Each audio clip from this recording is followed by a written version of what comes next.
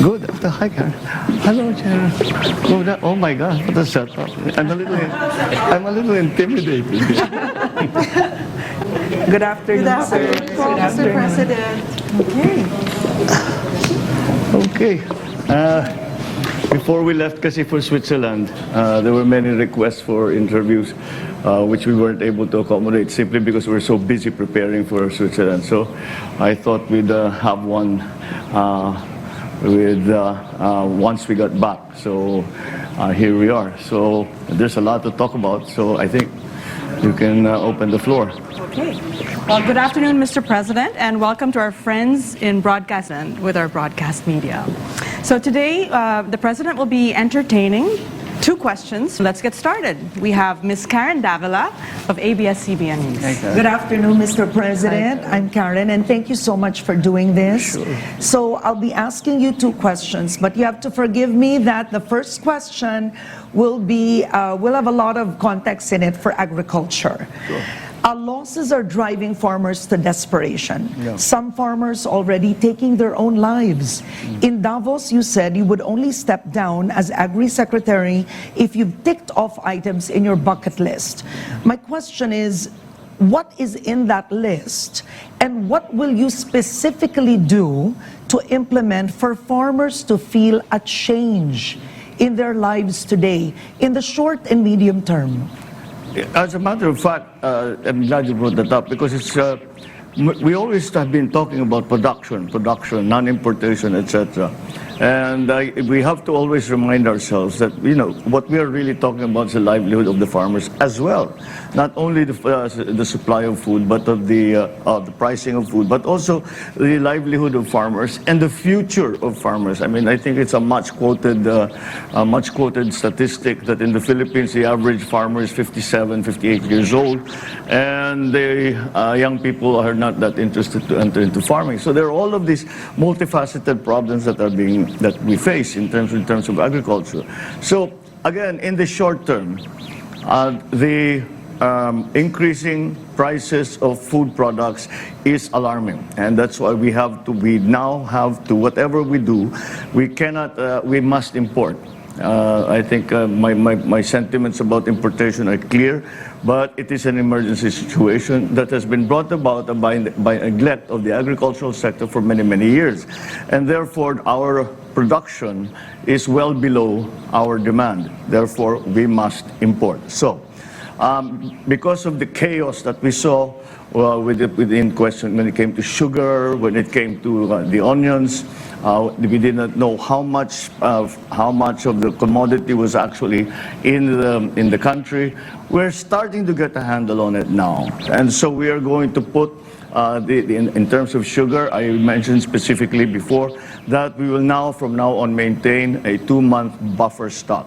That is to mitigate the speculation.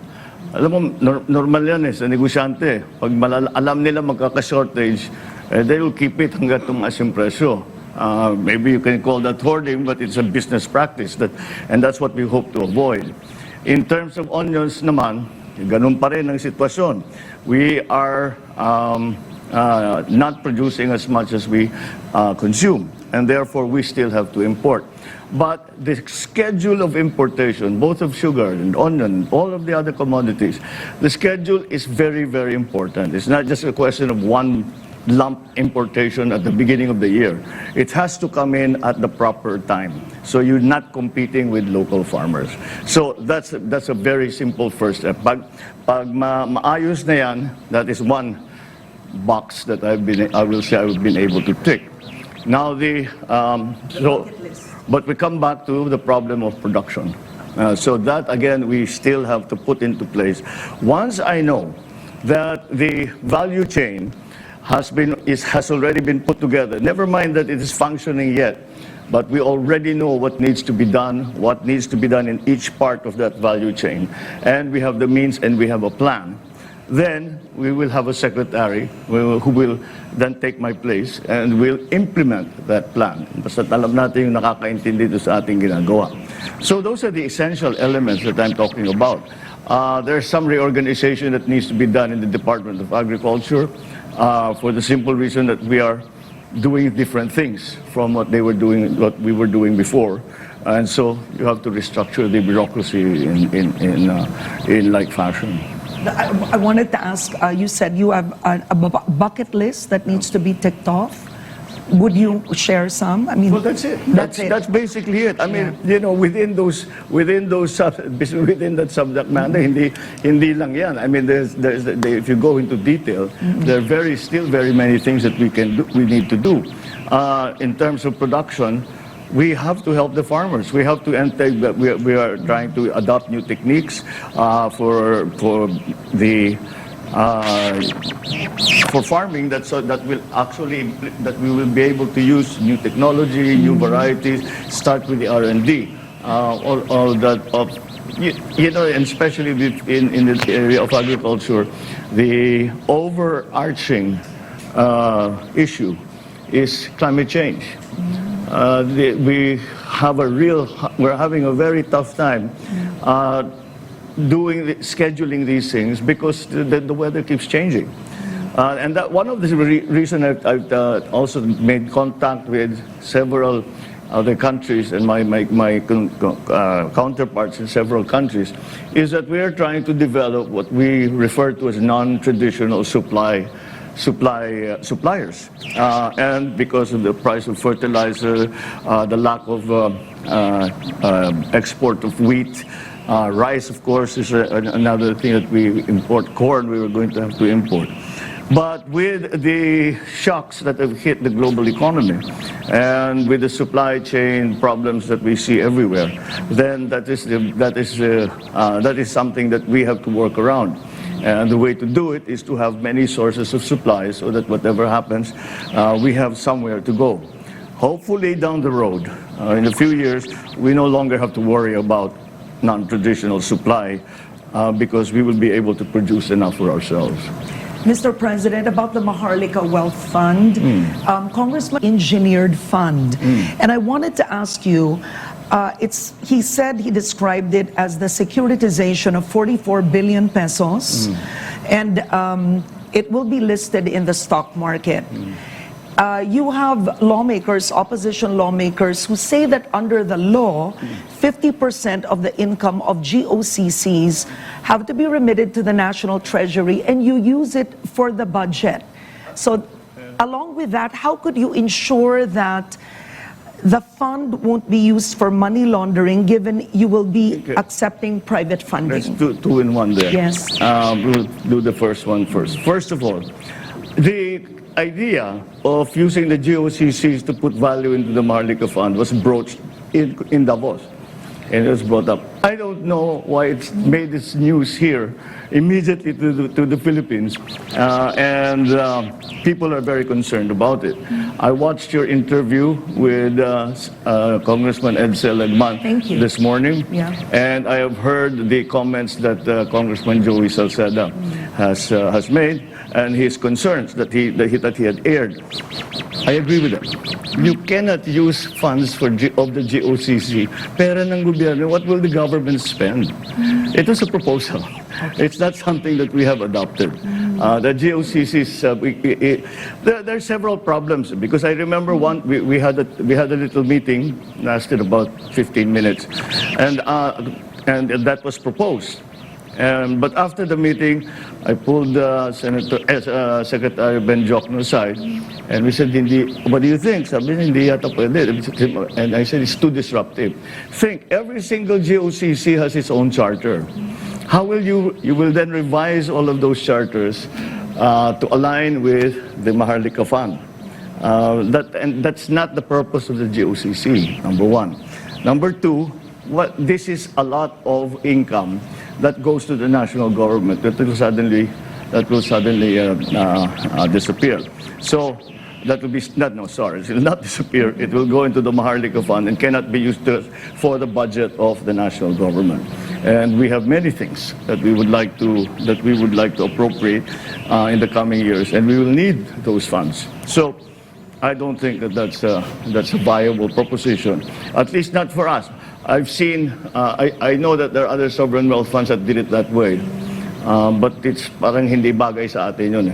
Kaya we are a little lukewarm about that idea. The worry about the fund being used as a money laundering device implies that private monies will be put into the fund. But yes, private monies will be involved with the fund, but it's not a savings account that you just put it there and it stays there. No, what will happen is the Maharlika Fund will serve as the seed fund for the sovereign wealth fund, and the 40 billion, 30 billion, 40 billion, whatever it may come to at that point, is going to serve as a seed money for the fund. Now, whenever we come into partnership, we do a G2G with Japan, for example, or we do a PPP with some big outfit, then it is only the time that the monies come into the fund to be used for the program.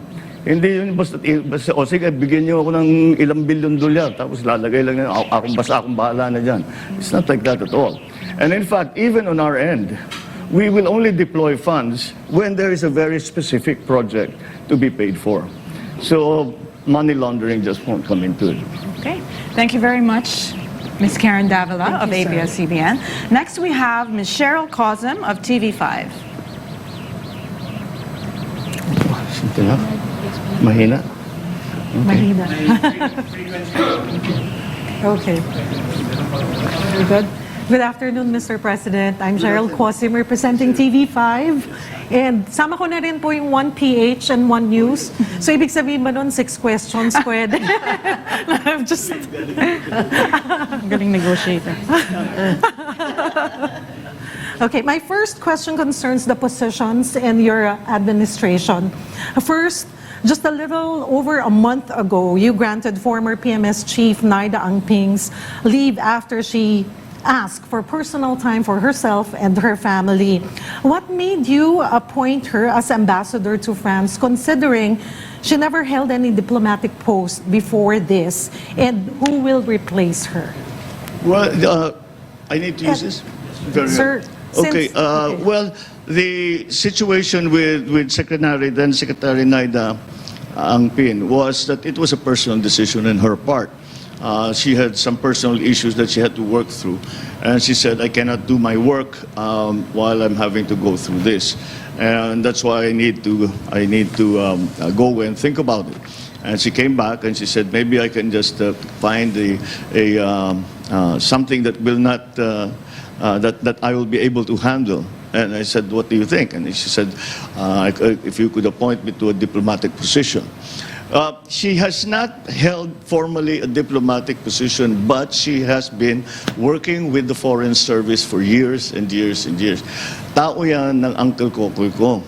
And she worked in the American Embassy, the Philippine Embassy in the United States. She worked in China. She worked in all of the areas that we were slowly opening up. So sanay siya sa trabaho yan. And she has said that she had for years now been working on her Foreign Service exam. So I think that's what she's going to plan to do now. Yun talagang gusto niyang gawin since before. So now we'll formalize her wishes. So, but again, the reasons for it are personal. So I don't think it's my place to talk about that. It is her choice. Okay. Like what I've said, possessions in your administration. Isa pa lang, sir. Pero ito na, pahabol doon sa first. Okay. About Erwin Tulfo, it was reported that you're gonna appoint him as one of your presidential advisors. If so, on what? No, that's really not been part of the plan for Erwin. No, we had other plans for him. Not as a presidential advisor. But he would still be part of your administration? I hope so. I hope so.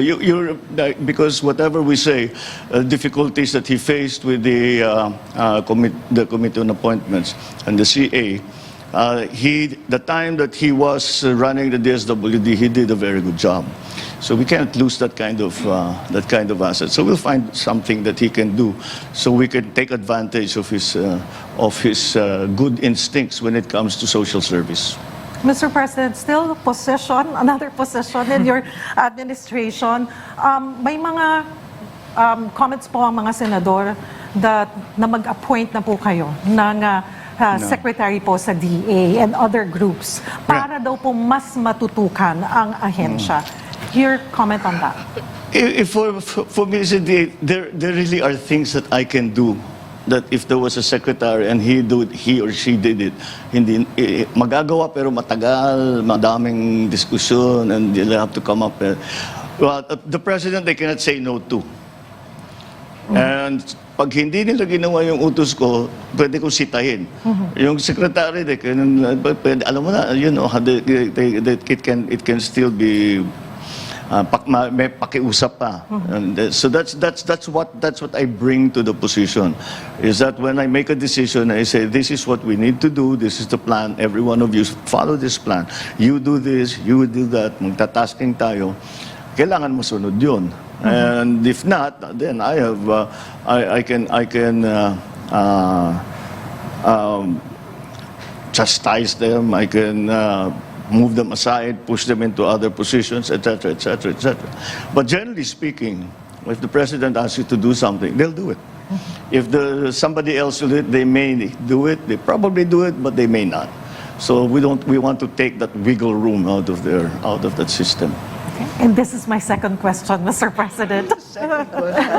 Just a few weeks after your visit to China, Chinese Coast Guard drove away Filipino fishing boats in Ayungin shoal. What message does this give you? And what happened to President Xi Jinping's promise for a compromise? Well, we haven't come to that compromise yet. And if the timing of what we refer to as shadowing, is what they do, is they shadow our fishing boats. And so that incident happened right after I had returned from China. So we have immediately used with that thing, that mechanism that I talked about. Sinabi, we can even immediately contact the Chinese government, and hopefully, though our counterparts on the other side can bring to President Xi's attention this problem, and we have done that. But that does not preclude us from continuing to make protests and continuing to send note verbals concerning this. But you know, this is a long process because it is something new. I just hope we can come to some kind of arrangement, because I cannot see the utility for the Chinese of doing that. These fishing boats are not armed, they don't pose a threat to anyone. So I think it is something that we can achieve in the near term. Okay. Thank you, Mr. President. Thank you, Cheryl Cosm of TV5. Next, we have Nelson Lubao of Net25. Magandang hapon po. Good afternoon, President. Nice to meet you in person po. Ang aking pong katanungan ay marahil ay katanungan din ng mga simpleng mamamayan. Tungkol sa inyong foreign travels. Ang una po ay yung binanggit nyo na ang Pilipinas ay naging bahagi na ng tinatawag na BIP Club, Best Performing Economies in Asia. Paano po natin ire-reconcile yan dun sa iniisip naman ng karaniwang tao na pagpunta niya sa palengke, mahalang sibuyas, mahalang iba't iba pang presyo ng bilihin, tapos tayo ay best performing economies, Mr. President? Dahil yung inflation ang pinag-uusapan, isang aspeto lang yan sa ekonomiya. Kaya yun talaga problema, totoong problema yan. Dahil bumababa na ng konti dahil nagpapasok na tayo ng sibuyas, nagpapasok na tayo ng asukal. So kahit paano, the supply will feed the demand at bababa ang presyo. Kaya yun ang para sa akin ay the reason na tinitignan ang Pilipinas na magandang performance dahil sa ibang bagay. Okay. Kasi maghanap ka ng bansa na 7.1% ang growth rate, na bumaba ng 4.2% ang unemployment rate na mas mababa ngayon kaysa sa bago ng pandemya. Ibig sabihin, nakapag-create tayo ng halos 2 million jobs mula noong 2020 hanggang ngayon. At yung pati yung peso, medyo tumibay na. Kaya palagay ko, yun, hindi lang ang inflation, kasi lahat naman ng ibang bansa, ganyan din ang inflation. Kaya kung titignan ninyo, ay sasabihin, ito yung mga ibang bagay na kaya't matibay. Kaya nabuo, gumawa, kasi wala namang VIP noon . Nangyari lang yan dahil nagpe-present tayo doon sa Davos at marami tayong pinakita, marami tayong paliwanag, marami tayong diskusyon sa kanila. Sabi na kasama na kayo doon sa grupong yun, Vietnam, Indonesia, and Philippines. So sa Asia, yun ang tatlo na uunahin nilang tignan as investment destinations.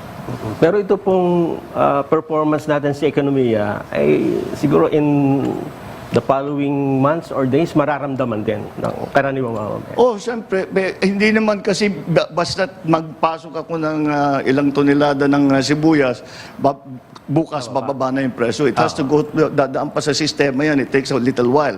Pero hindi naman ganun katagal. This year talaga, yan ang problema kung hindi nagpapatulog sa akin yung inflation .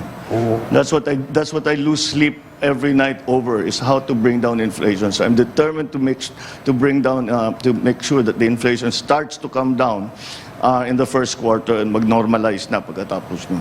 Okay. Second question ko po, foreign travels din. Ang puna naman ng iba, bakit ba ang Pangulo ay travel and travel? Ang dami namang problema sa bansa. Ano ba ang, sa tingin po ninyo, mahal na Pangulo, yung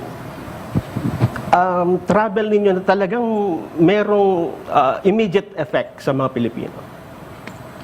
Ay, hindi. Proseso yan. Matagal. Proseso yan.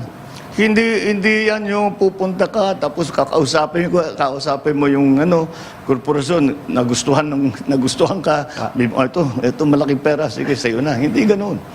Magpapakilala muna tayo dahil pagka hindi tayo bumiyahe at nagpakita diyan sa mga conference na yan, hindi tayo iniisip.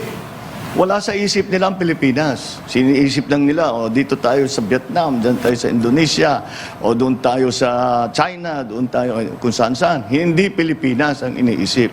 Kailangan natin ipakita ang ating ginagawa para naman mapaganda ang potential na investment nila na dadalhin nila dito sa Pilipinas. Yun ang halaga ng mga biyaheng yan. At hindi lang yun. At meron din dahil halimbawa sa Davos ay ang subject matter laging pinag-uusapan ay how do we cooperate in a fragmented world, dahil nagkaka-fragmentation na raw ang buong mundo dahil sa mga pangyayari sa pandemya, sa Ukraine, lahat 'ito. Paano ngayon natin ibabalik ang kooperasyon?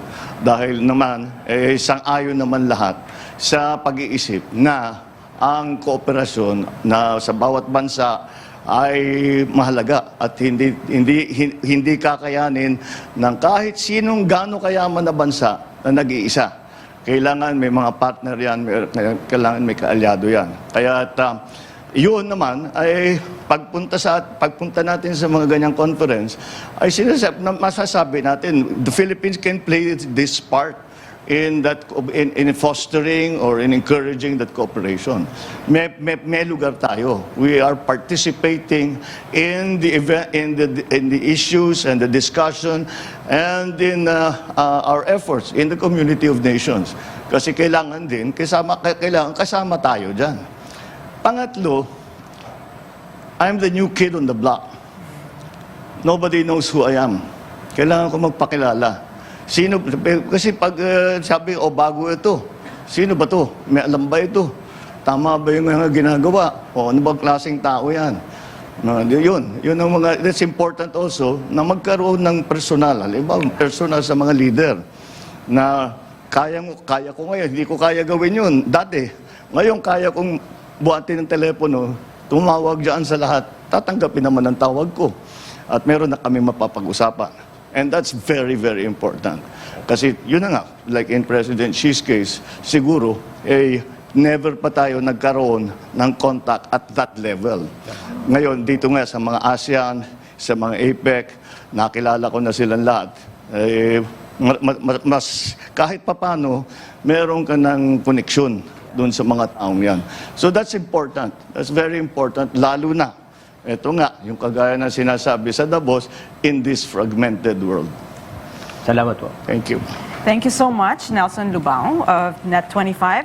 On this side of the room, sir, we have June Soriao of UNTV. Good afternoon, Mr. President. Good afternoon. Nice to meet you po. In relation po doon sa tanong ni Kuya Nelson, sinabi niyo po sa noong Sabado sa Davos nga po na the Philippines is leading the economic recovery and performance not only in the Asia-Pacific but in the whole world. Umani po ito ng maraming reaksyon o iba't ibang reaksyon. Diba? Saan po nakuha po yung datos para patunayan po yung pahayag na yan? Yung nabanggit ko, napakasimple. Pagka binabati tayo, anong lagi sinasabi sa akin pagka may nakakausap ako? Pag yung IMF, kasi kinocongratulate tayo, congratulations on your 7.1 growth rate. Si Widodo, ganun din, congratulations on your 7.1 growth rate. It's the growth rate. Kasi yun talagang, lahat ng bansa ng utang, ng husto dito nung pandemya. Tapos nung dumating ng Ukraine, palaki ng utang. Pasama ang Pilipinas doon. Hindi kasing lala ang sitwasyon natin sa mga ibang bansa, na karatig bansa natin. Ngunit mataas pa rin ang debt to GDP ratio kung tawagin. Kaya ang hihila lang, ang tutulong talaga sa atin na pagandahin ang debt to GDP ratio is growth. Yun lang talaga. Kaya yun ang tinitignan ng lahat. Dahil nung nagpa-pandemya noong 2020 hanggang 2022, kaduluduluhan ng 2022, ay talaga ang nangyari, namatay ang economic activity. Kaya yung mabilis magpabuhay ulit ng economic activity, makakalamang.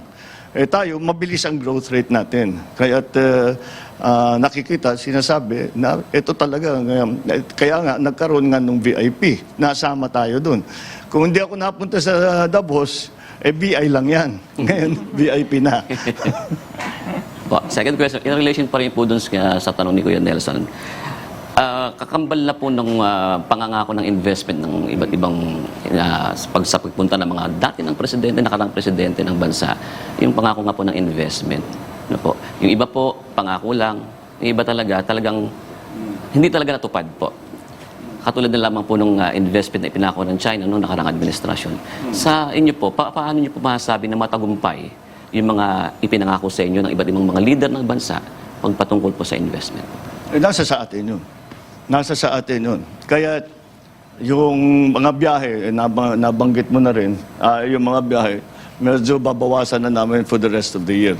Ang dahilan ay kailangan namin balikan lahat itong mga nasimulan sa ASEAN, sa APEC, sa China, pati yung pagpunta sa EU, sa Brussels, tapos itong biyahe dito sa Davos.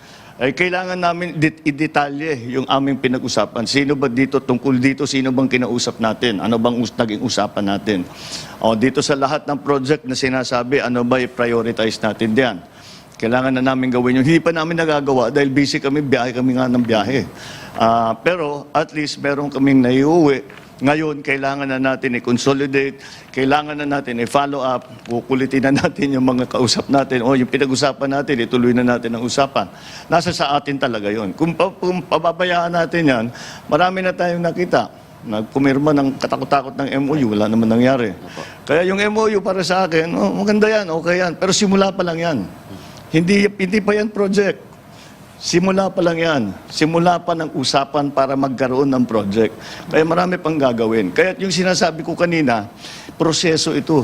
Hindi ito yung basta't biglang mangyayari na yun na nga, may isang biyahe, uuwi ka, dami mong dalang investment. Hindi ganun. Kailangan dahan-dahan titignan, pag-uusapan.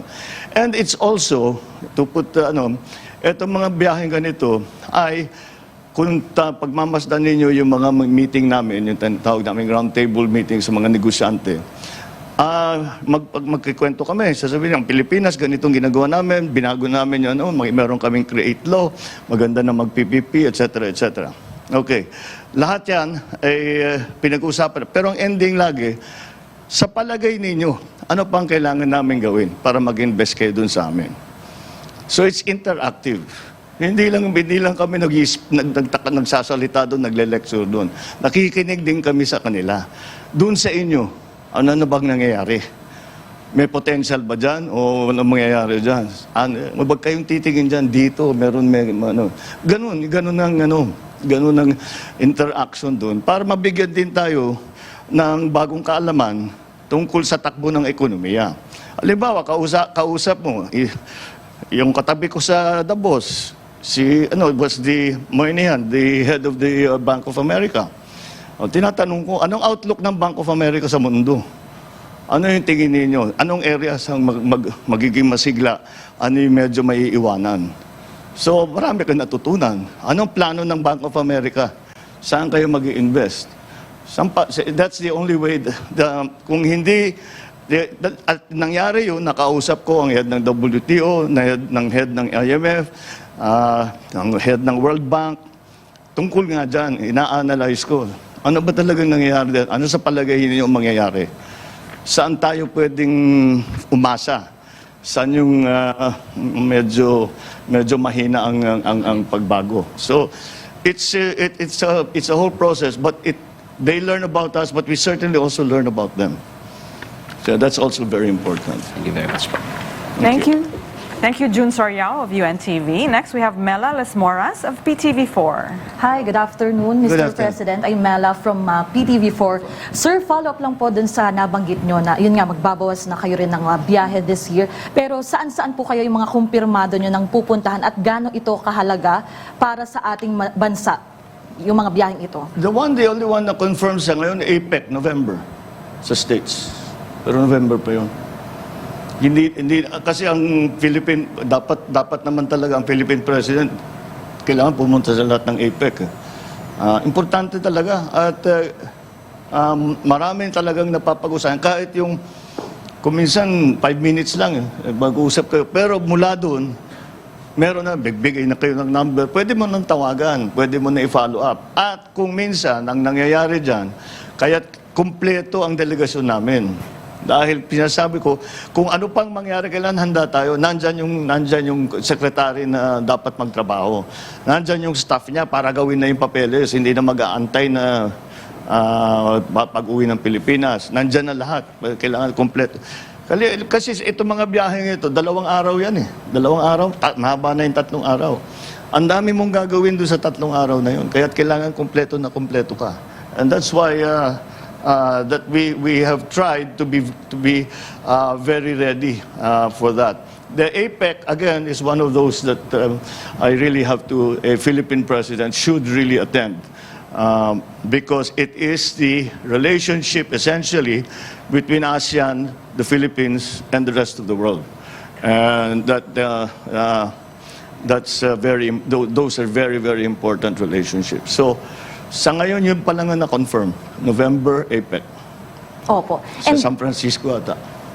Opo, and sir, kasi for my second question, about naman sa Maharlika Investment Fund ulit, ngayon kasi nagbalik sesyon na ang Kongreso. Ano po yung mensahe nyo sa Senado? Kasi nasa kanila na ngayon yung bola patungkol dito sa MIF at kailan nyo po ba target itong maisabatas mismo? Ang message ko sa Senado, suriin ninyo ng mabuti para maganda yung batas natin. Suriin ninyo ng mabuti. Siyempre, sa mas maganda na matapos sa lalong madaling panahon. Pero, hindi naman dapat imadali. Dahil napaka-importante lahat ng mga bawat salita na ilalagay mo doon sa batas na yun, may kabuluhan yun. Hindi mo basta't pwedeng, tama na yan, okay na. Kailangan talagang pag-aralan na mabuti. Malaki naman ang tiwala ko sa mga senador. Alam naman nila yung kanilang trabaho. Pag-aaralan talaga nila na mabuti yan. And that's the process. Tama yun. Tama yun. But in terms of when scheduled, nag-release ng statement si Senate President na baka by Holy Week matapos na. Maganda yun. That would be good. But ako sa akin, mas importante na maging tama kaysa maging mabilis. So, kailangan gawin nating tama. Kahit na lahat naman masyadong matagal eh. Pero basta makuha, we have to get it right. We cannot make that getting it wrong would be a very bad mistake. Okay, maraming salamat po, sir. Thank you. Okay, thank you so much, Mela. And we have Rico Hizon of CNN Philippines. Hello, Mr. President. Hi, Rico. Rico Hizon, CNN Philippines. Tinanong niya yata lahat ng mga tanong na gusto kong tanungin ng aking mga fellow anchors. I'm sure na maiisip ka. Mr. President, I have been an OFW for 25 years. Hong Kong, London, and Singapore. And having worked with 2 global news organizations, I've been exposed to the best practices of various governments in the region and around the world. Good governance, transparency, and accountability. The Filipino people really want to know, from your 8 overseas trips in the last 7 months, how much have you spent per trip? Indonesia, Singapore, when you went to Europe, to China, and here in Davos, and the number of people in your official and unofficial entourage list. Para lang klaro po sa ating mamamayang Pilipino. Well, I don't have the figures. I'm sure their figures are somewhere. But Pero will it eventually be revealed, Mr. President, for the Filipino people? Once we've calculated everything, because this last trip, of course, was we just finished during the weekend. We came back on Saturday. So on terms of the cost, the way I see it, you have to look at it as ROI. Do we bring something back or do we not? If you say, I don't know, as I said, I don't know the exact figures of the costs and everything. But, for example, we came back from China with pledges of 22 billion. Let's say we get actual out of that 1 billion. Bawing-bawi lahat ng 8 trips. Finished. That's the idea. And we did not only go to China. We went to Davos. We went to the EU. We went to ASEAN. We went to APEC. So in each of those, many pledges were signed. And as I said, it is up to us. Now, the measure of success will be, the cost benefit, very simple. How much effort did you put into it? It's not just the money. It's the time that you put into it. It's the time and the effort that goes into it is really, that's what I was trying to explain earlier. The reason that we have everyone on the delegation, actually the official delegation is just myself and the cabinet ministers. Then they have staff. So the rest are security. And the others that have been accompanying me are actually private sector. They don't actually fly with me. They go there on their own. Although they are included in our meetings, and they have their own meetings on the sidelines as well. So again, the way I approach it is ROI. How much did you spend? How much did you get? And again, as I'm saying, if we get just one of the MOUs, isa lang. Napakahina naman natin if isa lang ang makuha natin. Hindi namin ginagawa trabaho namin kung yun lang isa lang makuha natin. But sabihin na lang natin, isa lang ang makuha natin. Bawi na lahat ng trip ko. Pero Mr. President, sinasabi rin ng mga kritiko that no matter how the government tries to invite investors to the country, but if there's a lack of transparency, accountability, the country does not really invite confidence. I fully agree. So we will have transparency. Ililista ba ninyo yung gastos, Mr. President? So there will be accountability and transparency in everything that we do. That's the axiomatic. Who's going to argue with that? That is one of that. But it has not been an issue that the private businesses bring up. They bring up ease of doing business. They bring up the cost of energy. They bring up the problems of legislative guarantees. Ang legislative, lalo na sa PPPs, legislative guarantees, ibig sabihin na sa gitna ng project nila, papalitan yung batas, hindi nakikita yung project nila. pero pilit pa rin silang tapusin. Yun, yung mga nangyayari daw. Yan ang mga sabi sila, yan ang rinireklamo nila sa Pilipinas. So the critics will have their say. But those who are actually contemplating putting good money into the Philippines have other issues. That is not, accountability and transparency is not an issue. Mr. President, you talk about the ease of doing business. You talk about power rates, which is one of the highest in Asia. Not anymore. Not anymore. No, Europe is the same now as us. But what are your plans during your administration to bring this down together with the private sector? Because that is one of the issues that is being raised by many investors around the world. Before, medyo number 2 na lang ngayon. Dati number 1 talaga. Kasi hindi lang itong administrasyon na ito. Even the past administrations have always been promising. Let's improve the ease of doing business, the bureaucracy. The bureaucracy has to be streamlined. The ease of doing business is because we're talking about trade. So the digitalization is going to be a very important part of that. We have to digitalize customs. We have to digitalize all of these collecting agencies so that the BIR, even the central bank, the payments can be made over the internet. All of those things that we don't do now. We have to remove the discretion. It's just like kung gawin, if the thing is to lahat ng kahit wala kang kausap na tao, nagagawa mo yung kailangan mo. Kung makuha mo yung lisensya mo, makuha mo yung permit mo, makapagbayad ka nung whatever it is, ng fee, whatever it is to get your papers, whatever it is. So we came up against a very disturbing finding here in the Philippines. The ordinary Filipinos who have connectivity talk to every aspect of their lives through the internet, to the school of the children, to their business, to their friends. And the only entity that they do not talk to over the internet is the government, because the government is not digitalized. So let's digitalize the government, and that will take us a long way to helping in the ease of doing business. Energy is a very major one. It is a very major one because at the bottom of it is simple. The supply of power, the demand for power far exceeds the supply that we are producing. And there's also a problem in distribution, which is why the prices are so high. And that has to be fixed also. But in the long term, once we fix what we can at home, in the long term, and that is one of the things that we will talk about a great deal on these trips, is bringing new power plants into the Philippines. And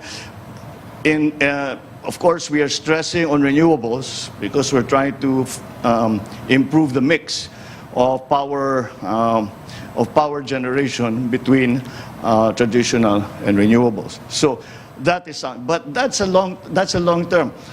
Anything I start, anything this government starts, we will not see the end. Ang nuclear power plant, 6 years, 7 years. Ang floating wind turbine, 6 years, 7 years, ganun din. Anything is 6 years, 7 years. But we have to start. So that's what we're planning to do. We will start. Isang tanong na lang, baka kasi hindi na ako makakatanong eh. Mr. President, ang ating utang, 13.6 trillion pesos, ang taas-taas. And our debt-to-service ratio is more than 60%. Paano natin po ipababa ito? I'm sorry, that's growth. We will pull ourselves out of debt via growth.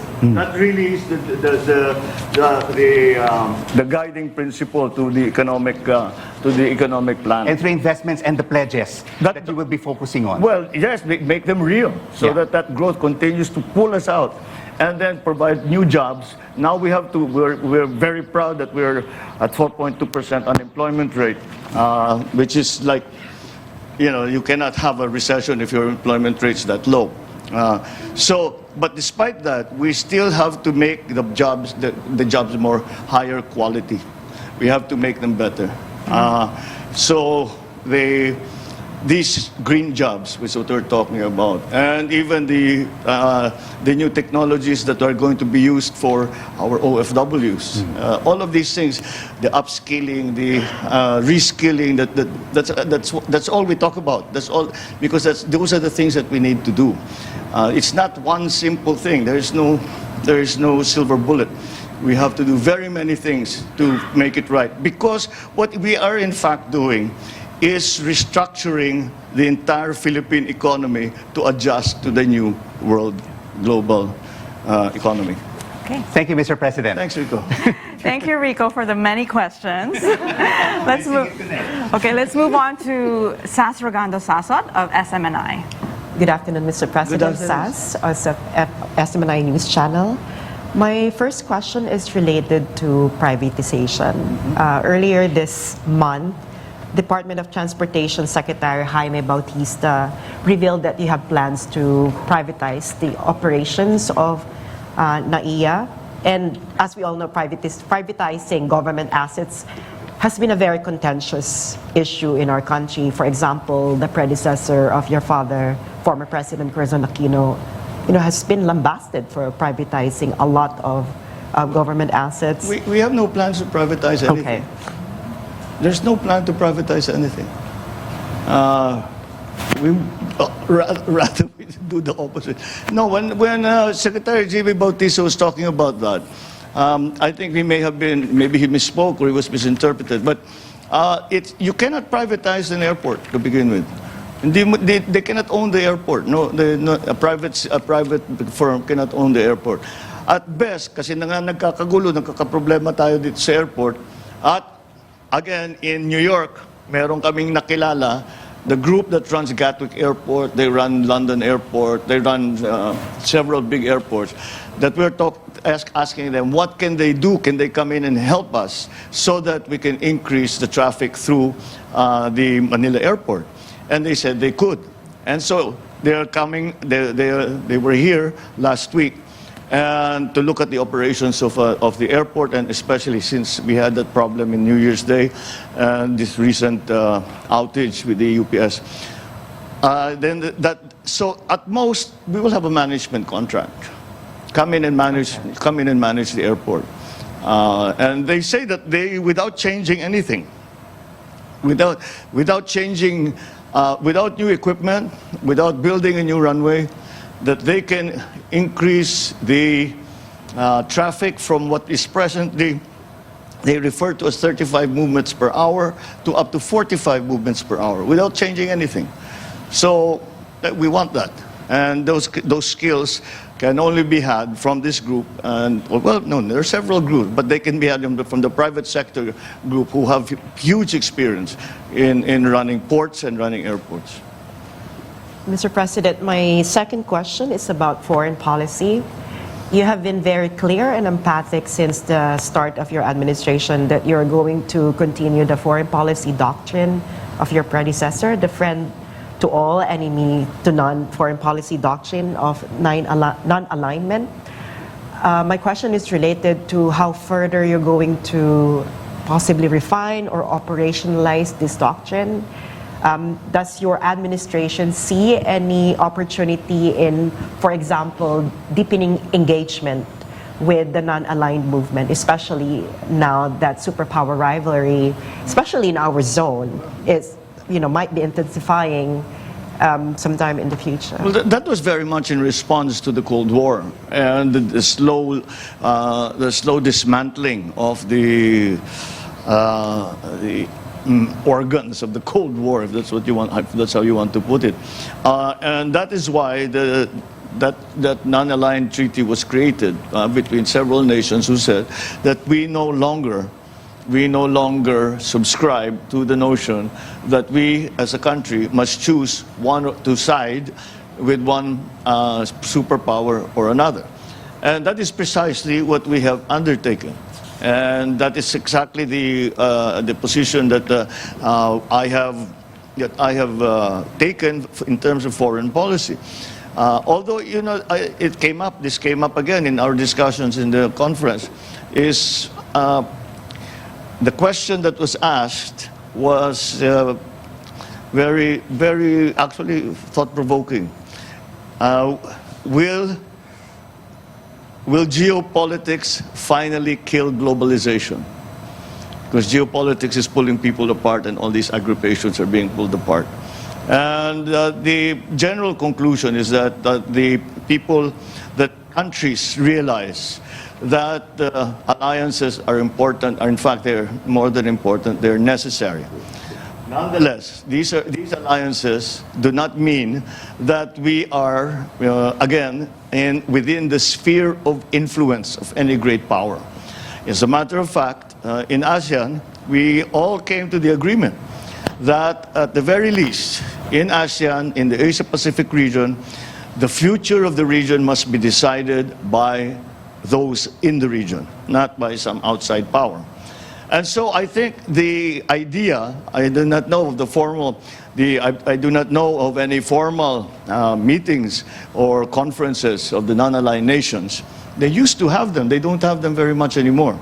I don't know about that, but we are very much in the spirit of that treaty. We are very much part of it in the sense that we continue to walk that very fine line between two great superpowers who are surrounding us both physically and geopolitically. Thank you, Mr. President. Thank you, sir. Okay, thank you so much, SAS Reganda Sansot of SMNI. And last but not least, we have Ivan Mayrina of GMA7. Mr. President, good afternoon. I'm Ivan Mayrina. I represent GMA Integrated News. Before I proceed to my two questions, I'd like to ask a follow-up question from Cheryl's question earlier about the latest incident in Ayungin shoal. Mr. President, how do you intend to resolve the seeming disconnect between what gets agreed upon at your level, at the top level, and what gets implemented out at sea? I know you said there is no compromise yet, but in the meantime, our fishermen are being prevented from engaging in their livelihood. Well, I think the actions that are needed are really from the Chinese side, and that is because we do not send Coast Guard boats into what we consider their waters or international waters. They stay within Philippine waters.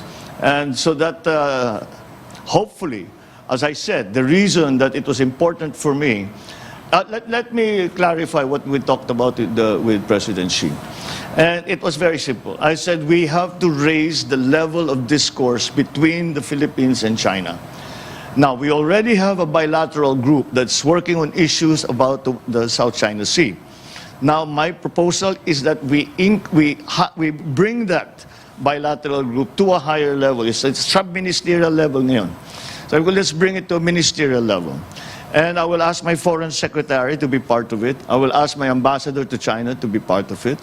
And I guarantee you that if there is any decision that needs to be made, either of those gentlemen can pick up the telephone and talk to me.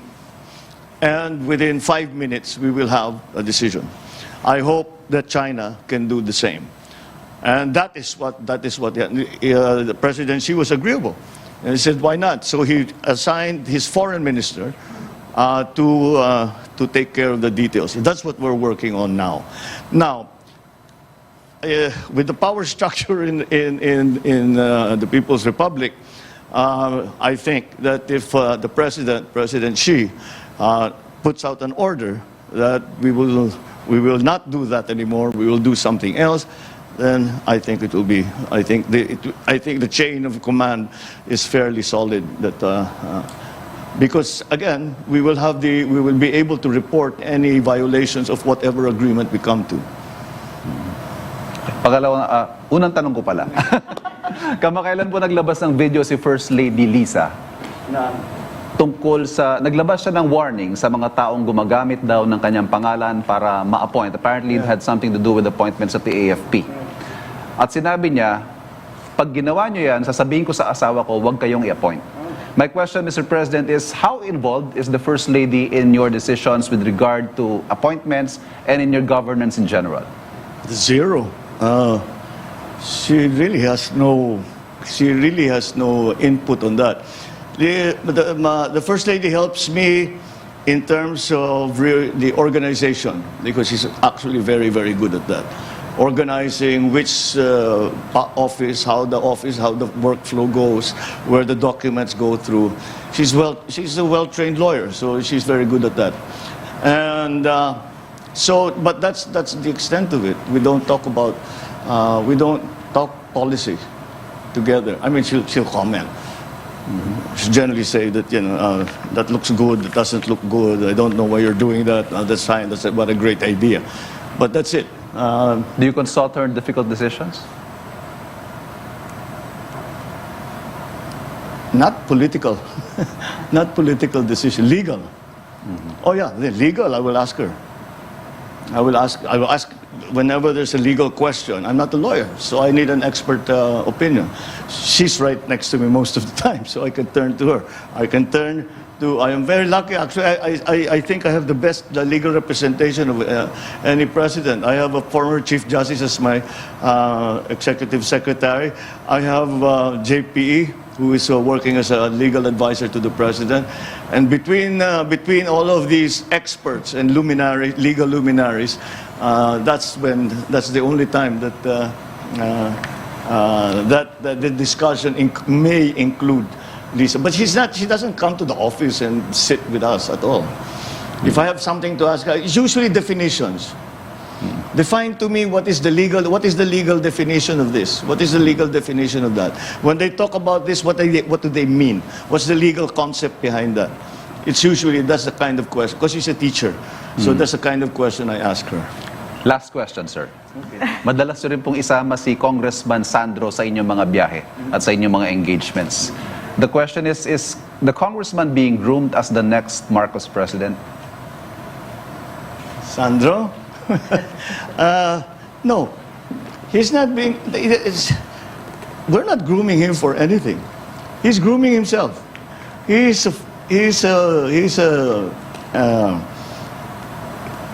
has decided on this career in politics, and he will handle it the way he does. There's not some long-range plan that one day Sandro is going to be president. He will laugh in your face if you tell him that. But no, there's no. We don't think in those sense. He has worked in Ilocos Norte. Even talk of the presidency would be so premature, and it's not something that we plan. I mean, we'll see. I think he has the same attitude as I do. I'll take this as far. I'll do as well as I can, work as hard as I can, and take this as far as I can. Which is exactly what I said. When people talk about did you plan this to be president? I said, well, I was a congressman. I said, masarap din siguro mag-presidente, no? Governor ba? All these problems na hinaharap ko, maayos ko sana ito kung presidente na ako. Senador, ganun din. Diba? Everybody dreams to be the number one position. But that doesn't mean that we're plotting. We have this long-range plan. Not at all. Not at all. He's too busy anyway. He has too much work anyway. The reason he accompanies us is because he's an author of the Maharlika bill, the Maharlika Fund bill, and sometimes. He has, I had an interview with Financial Times. He took over when it came to the Maharlika bill because I had somewhere else to go. So siyang nag-explain. Author naman siya, dapat alam niya. So these recent trips, that's the reason why he has been with us. Thank you, Mr. President. Thank you. Well, on that note, thank you so much, Mr. President. Thank you so much. One round lang. No round. Round two. But let's wrap it up. Yeah, thank you so much to our friends in media, our anchors and broadcast media for being here in our sit down with Mr. President. And I hope you liked it. Thanks for the opportunity. Okay, maybe not round two. Now we'll round two in a while. I'm available. It's just this past weeks really have been busy with the trips and all of the things that have been happening, the reorganization. So that's why I wanted to do this. So and again, it's something that we need to explain what we are doing. So of course, this is useful. I wanted to ask. No, Mr. President, maybe it's an opportunity for you to clarify, because we did watch your interview at Davos when you were interviewed by the President of the World Economic Forum. And you said you didn't want to run, but you ran for your family's political survival. And you described the dark times of your family, but the 6 years as the darkest for the Philippines. So there were mixed reactions to that. Number one was the intention. When you said you only ran for your family's political survival, can you expound? What did you really mean? This is already ancient history. And my view on politics when I was little is well known. I was avoiding politics, but we'll take it up the next time. Okay. I think it's a good time to have a photo op. How about Okay. that? Are you game for a photo? Yeah. Okay. We'll take it up the next time. That's a good one. Oo nga eh. Alam mo,